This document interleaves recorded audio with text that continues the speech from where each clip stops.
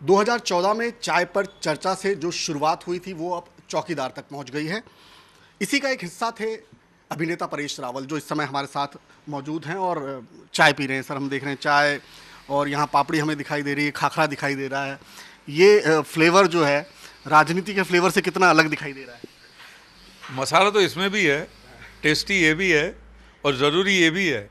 लेकिन राजनीति के मसाले से आप उकता गए ऐसा लग रहा है मुझे। नहीं, उकसा नहीं गया हूँ। मैंने कहा था मेरे एक्टिव पॉलिटिक्स मुझे रास नहीं आती। दूसरी बात यह है कि अगर मैं बंधा हुआ नहीं रहूँगा तो पार्टी को मैं ज़्यादा काम आ सकूँगा।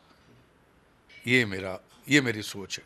लेकिन जब आपने निर्णय लिया होगा कि अब आपको नामांकन नहीं भरना है या आगे इलेक्शन नहीं लड़ना है, चुनाव नहीं लड़ना है, तो पार्टी की तरफ से क्या रिएक्शन था? कुछ तो कहा होगा। नहीं, मेरी पार्टी ने मेरी बात समझी। पार्टी को पता चला कि जो मैं बोल रहा हूँ कोई, और मैं डे वन से बोल रहा हूँ कि मैं पॉलिटिकल करियर बना नहीं हूँ। पार्टी जानती है, पार्टी को पता है कि लिमिटेड इनिंग के लिए मैं आया हूँ।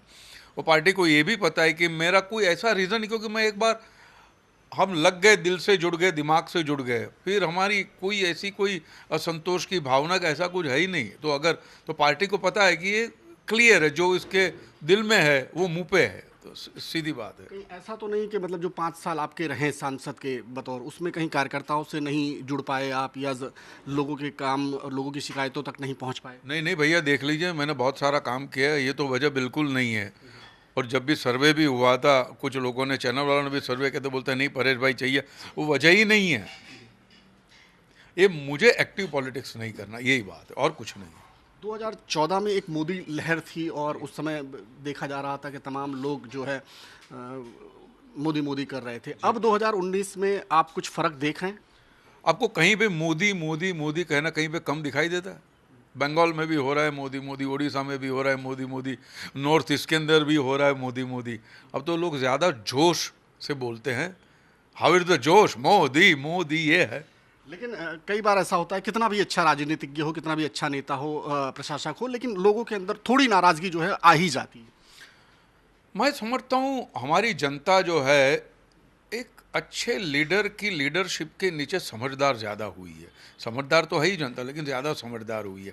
उनको पता है कि ये बंदा काम कर रहा है, निस्वार्थ भाव से काम कर रहा है, उनकी नीयत सही है, सच्ची है, एक करप्ट आदमी नहीं है, इन्होंने पैसे अपनी जेब में नहीं डाले। पहले तो मेरा जो लीडर है, पहले तो ऐसे होना चाहिए। फिर अगर कहीं कुछ काम में गलती रह जाती है, कुछ कच्चा रह जाता है, तो भी चलेगा, क्योंकि आदमी तो अच्छा है, आज नहीं तो कल ये पूरा करेगा। और जितनी योजनाएं मोदी साहब लेकर आए हैं वो देख लीजिए कितना लोगों का फायदा हुआ। लेकिन चर्चा तो सिर्फ राष्ट्रवाद पर हो रही है, सेना पर हो रही है, पाकिस्तान पर हो रही है। बट अगर आप माने सेना को गाली दोगे तो बोलना तो पड़ेगा ही। आप पाकिस्तान की गोद में जाके बैठ जाओगे तो बोलना तो पड़ेगा ही, बताना तो पड़ेगा ही। माने आप बिल्कुल वो काम कर रहे हैं जो पाकिस्तान को करना चाहिए। तो हमको तो लगता है कि भाई हम पाकिस्तान के खिलाफ लड़े क्यों, या घर में ही लड़ ले इनसे। ये सारी बातें हैं। लेकिन राहुल गांधी चिल्ला चिल्ला कर बहुत आक्रामक हैं और इस बार चिल्ला चिल्ला कर कह रहे हैं कि चौकीदार चोर है। अब खुद बेल पे छूटे हैं। कभी कभी मुझे ताज्जुब होता है कि कभी आईने में देखते हैं या नहीं, बाल बनाने टाइम या शेविंग करते टाइम कभी कभी आईने में भी देखा करे, ब्रश करते टाइम, तो ये बोलना बंद कर देंगे। और भी कुछ मुद्दों पर बहुत ज़्यादा आक्रामक हैं। किसानों के मुद्दे को लेकर हैं, 72,000 रुपये देने की बात कर रहे हैं। आपको क्या लगता है? मुझे एक सीधी सीधी बात बताइए, मैं ब्लेम नहीं करता हूँ, लेकिन किसानों की हालत ऐसे क्यों हुई? हम तो अभी 5 साल हुए, पहले तो यही थे, इतने सालों से ये थे। तो अगर इन्होंने किसानों की हालत बेहतर बनाई होती तो किसान आज लोन मांगता नहीं, लोन बांटता। किसानों की हालत ये नहीं होती। ये पहले क्यों नहीं हुआ? और अभी क्यों पैसे बांट रहे हैं गरीबों को? 10 साल तो थे, तभी क्या गरीब नहीं थे? तब इनके पास पैसे नहीं थे, और जो पैसे थे वो खुद को लूटने थे, तो बांटे नहीं। अब पता चला कुर्सी जा रही तो चलो बांटो। वो भी अपनी पार्टी फंड नहीं बांट रहे हैं, मेरा और आपका पैसा बांट रहे हैं। आप सांसद थे, सरकार का हिस्सा थे। 5 साल के कार्यकाल को मोदी जी के कैसे देखते हैं आप? Absolutely positive. इतनी सारी योजनाएं लेकर आए। अगर कोई कह गए थे कांग्रेस की योजनाएं थी, चलिए कांग्रेस की, तो मोदी जी कहते तो आपने नहीं किया, तब जाके हमको करना पड़ा ना। आपने तो पत्थर रख दिया था, पर पत्थर के ऊपर कुमकुम लगा दिया था। वो पत्थर का तो सरदार सरोवर डैम बना नहीं, वो तो हमको ही करना पड़ा ना, ये सब हमको ही करना पड़ा। तो बहुत सारी योजनाएं मोदी जी ने की है, बहुत सारा काम किया है। तो जैसे मैंने अभी इंटरव्यू में भी कहा कि सबसे बड़ी उपलब्धि ये कि हमारा सीना चौड़ा हो जाए दुनिया भर में, विश्व भर में, ऐसी हमारी गरिमा हुई है। तो फिर एयर स्ट्राइक का सहारा क्यों लेना पड़ रहा है, बाकी सारी चीज़ों का सहारा क्यों लेना पड़ रहा है? एयर स्ट्राइक का सहारा माने हमने अच्छा काम किया तो क्या नहीं बोलेंगे? क्या बुराई है इसमें? बुराई क्या है? मुझे कोई ये तो बताए।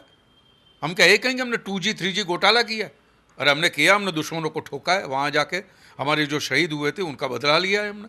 इसमें क्या बुराई क्या है? इसमें क्या खोटा किया है हमने? परेश रावल अब नामांकन नहीं भर रहे हैं, सांसद नहीं रहेंगे, तो क्या करेंगे? मैं करता रहूँगा छोटा मोटा जो भी कुछ काम होगा, जो पार्टी का काम होगा। और मैं समझता हूँ कि समाज सेवा करने के लिए मुझे MP बने रहना ज़रूरी नहीं है। आज मेरी फॉर एग्जांपल मेरी वाइफ ने किया, बहुत सारा काम कर रही है एजुकेशन के अंदर, तो वो MP नहीं है, तो उसमें क्या है?